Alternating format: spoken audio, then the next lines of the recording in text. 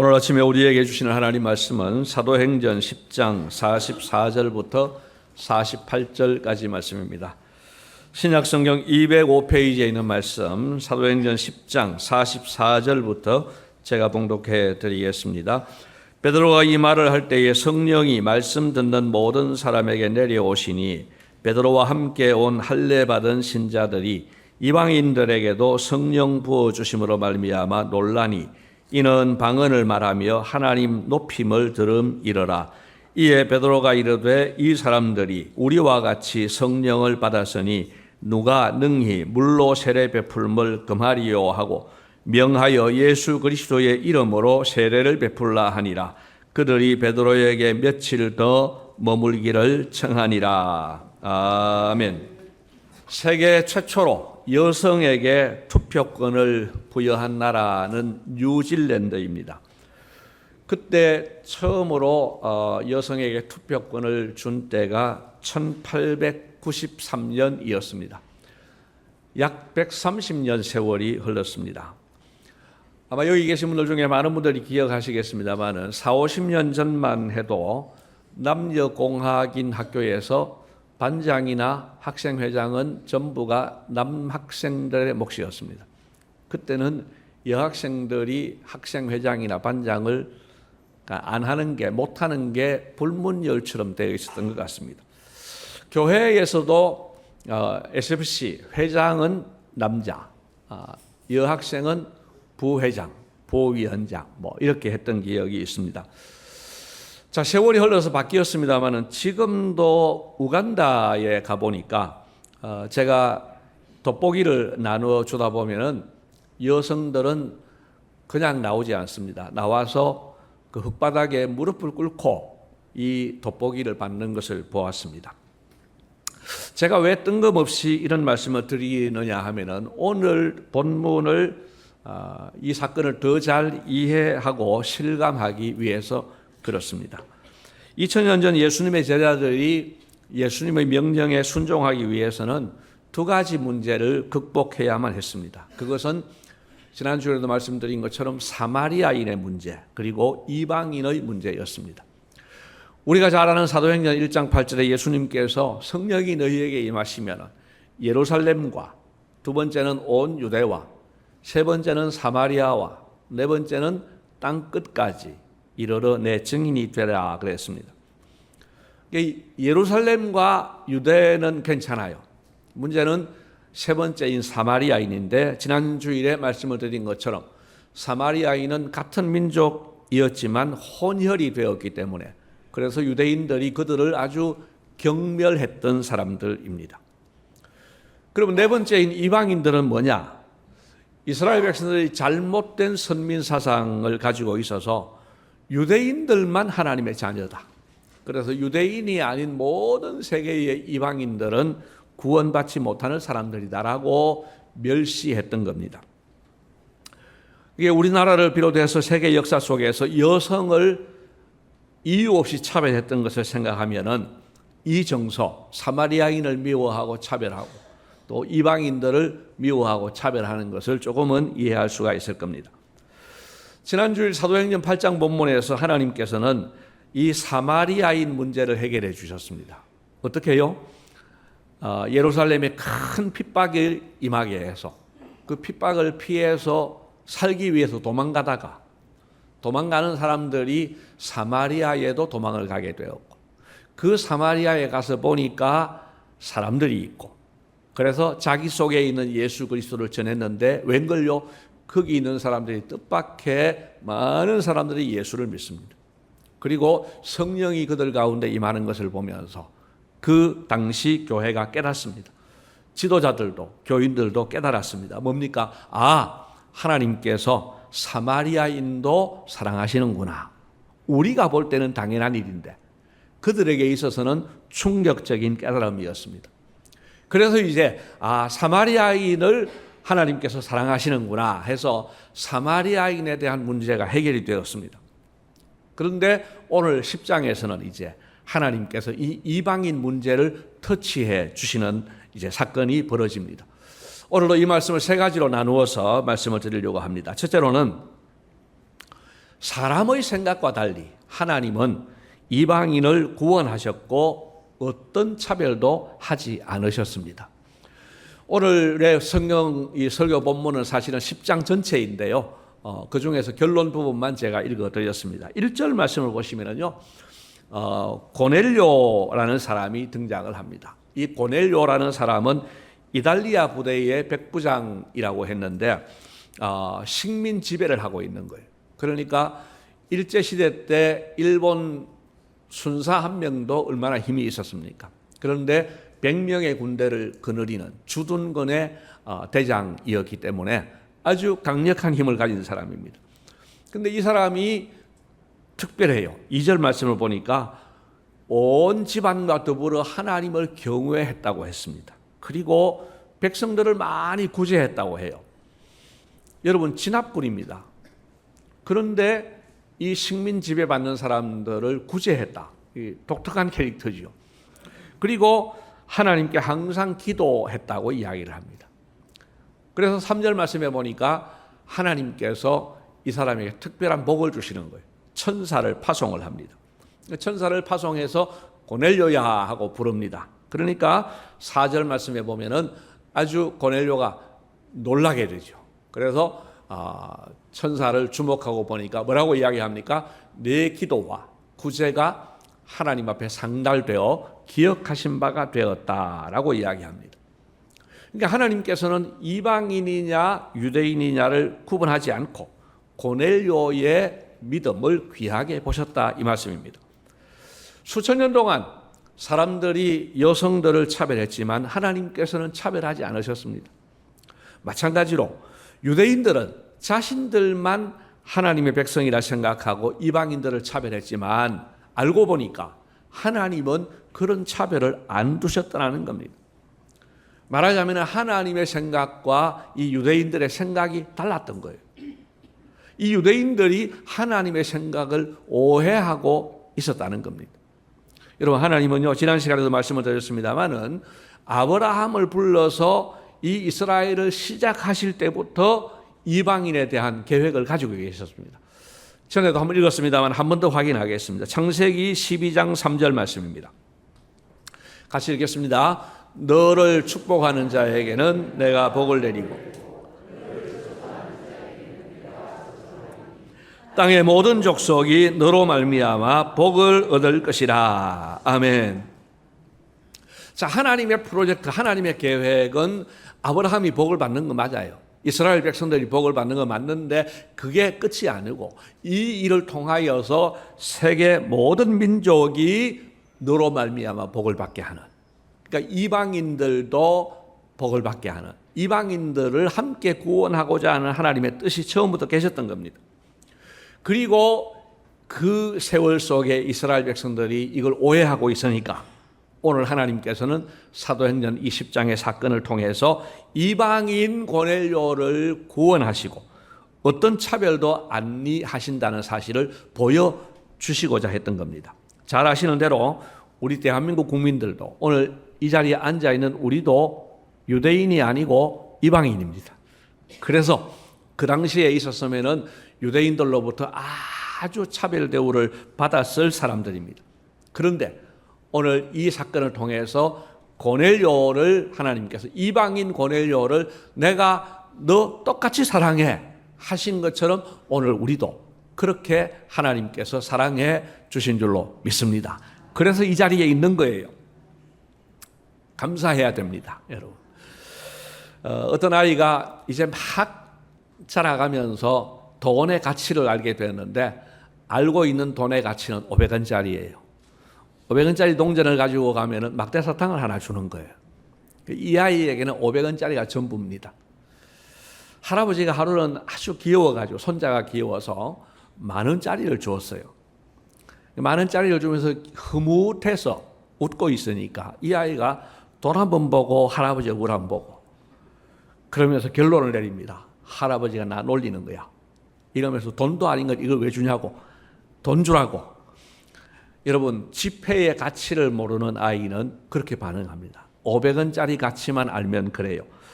오늘 우리가 받은 이 믿음의 복, 이 이방인이었던 우리도 구원해 주신 이 하나님의 은혜의 가치를 우리가 꼭 알게 되시기를 바랍니다. 오늘 이 고넬료는 그걸 알았습니다. 고넬료는 그 가치를 알았기 때문에 기뻐했고 감사하고 감격했습니다. 오늘 우리도 나에게까지 흘러들어온 이 은혜의 가치, 이 복음의 가치를 깨달아서 기뻐하고 감사하며 감격이 넘치시기를 주님의 이름으로 축복합니다. 자, 두 번째로 하나님께서는 교회를 위해서 특별한 경험을 선물로 주셨습니다. 오늘 이 10장의 사건은 상당히 길게 기록되어 있는데요. 이 내용은 우리에게 주신 하나의 선물입니다. 자, 하나님은 고넬료에게 당신의 사자를 보내셨습니다. 아까 보셨죠? 4절까지. 그리고 환상 중에 말씀을 하셨습니다. 5절에 보니까 이제 구체적인 지시를 합니다. 너는 사람들을 요빠라고 하는 곳에 보내서 베드로라 하는 시몬을 청하라. 그리고 6절에는 그가 어디 있는가를 이야기합니다. 장소를 알려주시는데 무두장이 시몬의 집에 유숙하고 있는데 그 집은 해변에 있다. 그렇게까지 이야기를 해줍니다. 그래서 7절과 8절을 보니까 고넬료는 즉각 순종을 해서 이제 사람을 보냈습니다. 하나님은 이 가이사랴에 있는 고넬료에게 이렇게 지시를 한 후에 이제 요빠에 있는 베드로에게 또 작업을 하십니다. 베드로에게도 하나님께서 환상을 보여주십니다. 11절에 보니까 하늘에서 한 그릇이 내려오는 거예요. 환상 중에 보니까. 근데 그 그릇 안에 보니까 아니 자기들이 전혀 먹을 수 없는 부정한 짐승들을 거기다 담아놓고는 그리고 13절에 보니까 말씀이 들리는데 베드로야 이거 잡아 먹어라 그러시는 거예요. 14절에 뭐라고 합니까? 베드로가 하는 말이 절대로 그럴 수 없습니다. 내가 지금까지 부정한 음식을 먹은 적도 없고 먹을 수 없습니다. 15절에 중요한 말씀을 주십니다. 여러분 15절 말씀은 같이 한번 읽겠습니다. 또 두 번째 소리가 있어되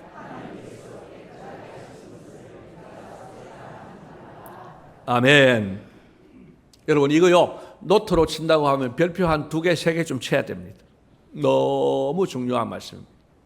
하나님께서 깨끗하게 하셨는데 사람인 우리가 우리 생각 가지고 속되다. 여러분 이것은 하나님을 위한다고 하는 일이었지만은 사실은 하나님의 뜻과 역행하는 일입니다. 여러분 우리 속에 그런 일들이 많이 있을 수 있습니다. 여러분 우리는 수천 년 유교 전통 속에 또 샤머니즘 속에서 또 불교 전통 이런 가운데서 우리가 예수를 믿었습니다. 그래서 예수를 믿어서 변화된 것이 있지만 아직도 우리 속에 남아있는 것들이 많이 있습니다. 복음이 들어왔지만은 우리가 변화되지 않은 부분들이 있습니다. 잘못하면 하나님은 괜찮다 하시는데 우리는 안 돼. 이럴 수 있어요. 그래서 참 이게 조심스러운 부분이에요. 자, 이런 일이 3번 있은 후 그 그릇이 이제 하늘로 올라갔습니다. 베드로가 고민을 하는 거예요. 이게 무슨 뜻일까? 그러고 있는데 노크 소리가 들립니다. 그 고넬료가 보낸 사람이 도착을 한 거예요. 자, 그 직전에 하나님께서 고넬료에게 성령을 통해 말씀해 주셨습니다. 여러분 19절과 20절입니다. 19절과 20절 말씀을 같이 한번 읽도록 하겠습니다. 베드로가 그 환상에 대하여 생각할 때에 성령께서 그에게 말씀하시되 두 사람이 너를 찾으니 일어나 내려가.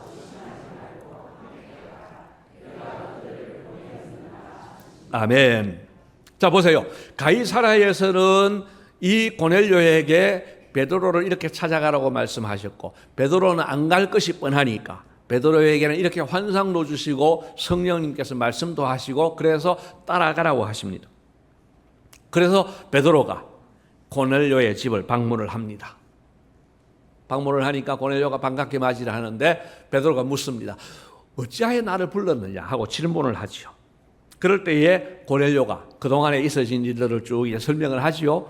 설명을 하고 나니까 베드로가 뭐라고 고백을 합니까? 34절과 35절을 같이 한번 읽어보겠습니다. 베드로가 입을 열어 말하되 내가 참으로 하나님은 사람의 외모를 보지 아니하시고 각 나라 중 하나님을 경외하며 의를 행하는 사람은 다 받으시는 줄 깨달았도다. 아멘. 여기 각 나라, 이게 바로 이방인이죠. 그러니까 지금 베드로는 지금 평생에 가지고 있던 고정관념이 지금 무너지는 거예요. 하나님께서 이 각 나라 사람들도 믿음만 있으면 하나님이 받으시는구나.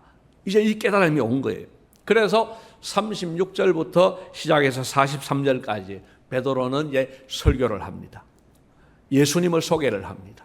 그러면서 예수님께서 죽으셨고 부활하셨고 그 일에 내가 증인이고 그 다음에 이 예수 안에 있으면 모두가 죄사함을 받는다고 설교를 합니다. 그리고 나서 그 설교가 마치자마자 오늘 제가 읽어드린 본문 44절이 시작되는데 이런 일이 일어납니다. 자, 베드로가 이 말을 할 때에 성령이 말씀 듣는 모든 사람에게 내려오시니, 성령의 역사가 강력하게 일어납니다. 그래서 48절 마지막 결론에 명하여 예수 그리스도의 이름으로 세례를 베풀라 하니라. 그날 놀라운 사건이 일어난 겁니다. 여러분, 이 사건은 오늘 저와 여러분들은 그 문화에 대한 이해가 없으니까 이게 큰 사건으로 안 여겨질 수 있습니다. 그런데 우리가 그들 속에 조금 더 깊이 들어가 보면 그들의 심정이 되어 보면 이거는 너무너무 큰 사건이라는 거예요. 오늘 고넬료와 가족들은 지금 살아계신 하나님을 경험한 거예요. 예수 그리스도를 구주로 믿고 세례를 받고 성령의 오심을 그들이 지금 체험한 거예요. 이 모습을 보는 유대인들은 어떻습니까? 여러분 45절에 보면은 베드로와 그리고 동행한 그 유대인들이 깜짝 놀랍니다. 왜 놀랍니까? 이방인들에게도 성령 부어주심을 보고 그랬습니다. 이것은 기절초풍할 만한 체험이었습니다. 그리고 베드로의 이 경험은 앞으로 초대교회가 신학을 정립하는 데 있어서 큰 영향을 끼치게 됩니다. 여러분, 거창한 신학이라기보다는 가장 중요한 신학인데요. 우리는 어떻게 구원을 받습니까? 여러분, 뭘 통해 구원받습니까? 믿음으로 구원받지요. 바울이 믿음으로만 구원받는다고 복음을 전했는데 유대인들에게는 마음에 다른 생각이 있는 거예요. 아니야. 믿음으로만 구원받는 건 아니야. 적어도 할례는 받아야지. 적어도 율법을 최소한은 지켜야지. 이제 이런 생각이 있는 거예요. 옵션이 걸리는 거예요. 오직 믿음으로만 구원받는다고 하는데 그것만 가지고는 마음에 아이고 그거 가지고는 안 되는데 할례는 받아야지. 이런 하나님이 원치 않는 그 조건을 추가를 하고자 하는 거예요. 그 회의가 오늘날로 말하면 총회가 열려 있습니다. 그때에 베드로가 오늘 이 10장의 사건을 소개를 합니다. 내가 고넬료의 집에 가서 있을 때 봤는데 이렇게 하나님의 성령이 제한 없이 이방인들에게도 내렸다. 누가 어떻게 할 거냐? 그러니 믿음으로만 구원받는 것이 맞다.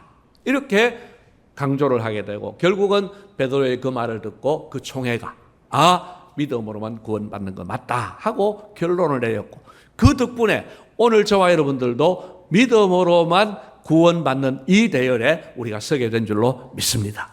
이 10장의 사건이 오늘 우리에게 그렇게 연결되는 거예요. 동시에 이 사건은 이후 지구상의 모든 교회의 기준을 제공했습니다. 어떤 기준입니까?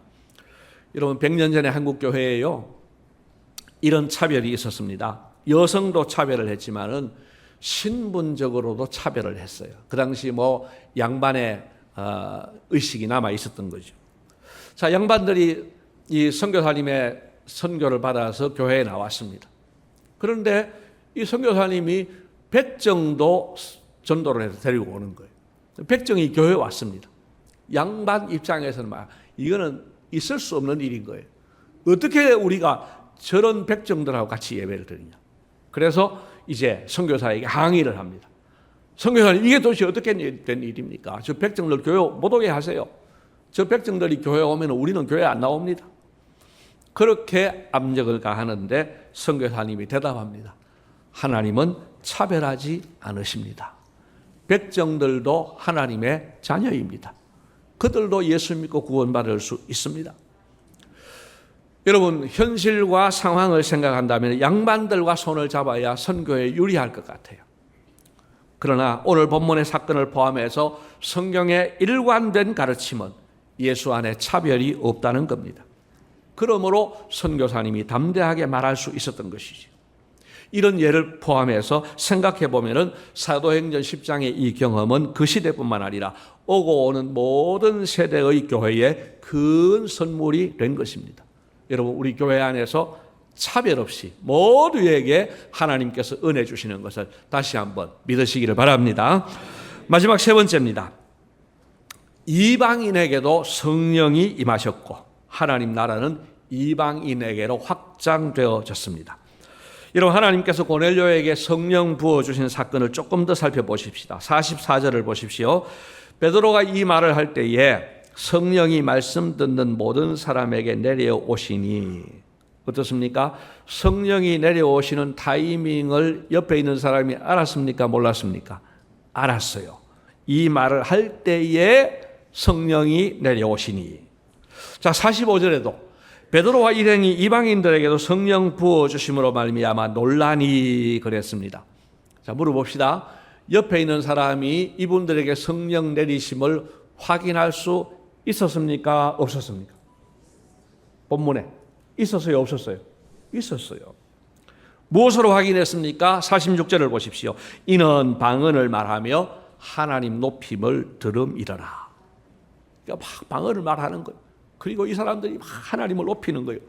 그걸 눈으로 보고 귀로 들으면서 베드로가 이런 결론을 내립니다. 47절에 이 사람들이 우리와 같이 성령을 받았으니, 우리와 같이, 우리 사도들과 같이 사도행전 2장에 오순절에 성령 강림하신 것처럼 오늘 이 사람들에게 똑같은 성령이 임하셨다는 겁니다. 여러분, 그래서 이 사도행전 10장의 이 사건을요, 이방인의 오순절이라고 이야기를 합니다. 이방인들에게 있어서 오순절 성령 강림이 된 사건이 이 사건입니다. 그래서 이 성령 강림은 눈과 귀로 확인 가능한 방식으로 이루어졌습니다. 어느 주석가는 이렇게 이야기합니다. 이런 일이 눈으로 확인되지 않았다고 하면 베드로마저도 자기의 고정관념을 버리기가 어려웠을 거라고. 그만큼 유대인들의 고정관념은 철두철미했던 거예요.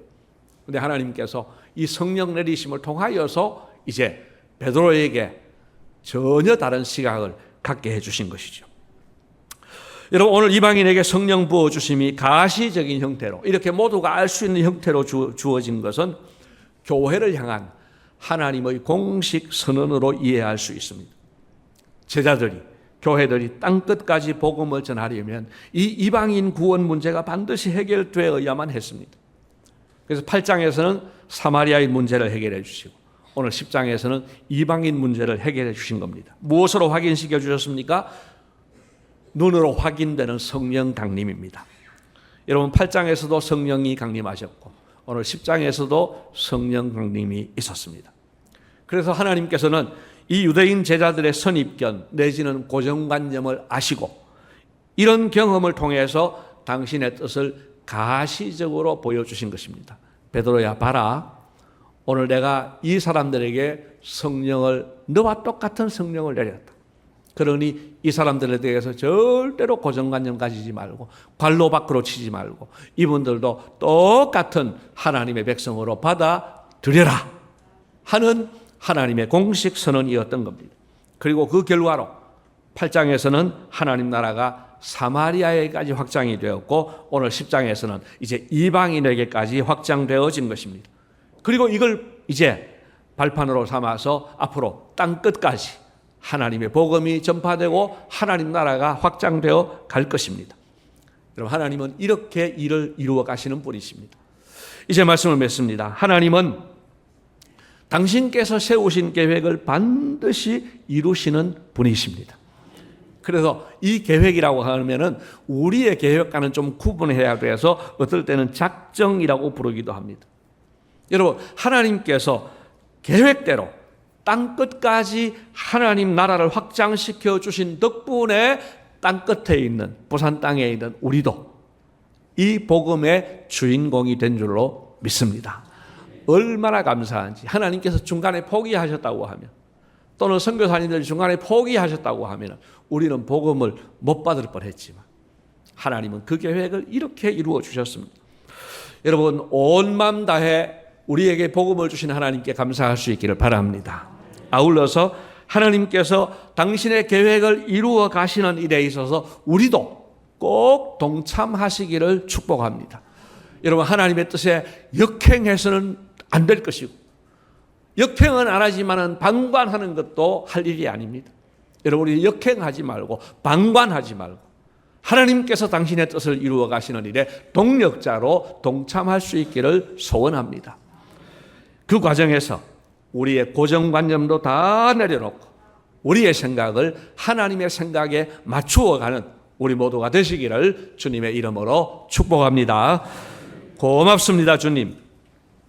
유대인들이 사마리아인에 대해서 차별을 하고 또 이방인에 대해 차별하고 있을 때 하나님께서는 그게 아니라고, 하나님께서는 사마리아인도 사랑하고 이방인도 사랑한다고 이렇게 말씀해 주셨습니다. 이방인이었던 우리도 이렇게 하나님의 백성 된 것 감사합니다.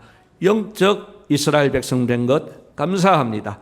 하나님이 이 은혜를 깨달아 감사하게 하시고 우리도 하나님의 생각과 다른 생각으로 살지 않도록 고정관념에 사로잡혀서 하나님의 뜻을 담아내지 못하는 어리석음을 범하지 않도록 주님 우리를 도와 주시옵소서. 감사하옵고 예수님 이름으로 기도드리옵나이다. 아멘.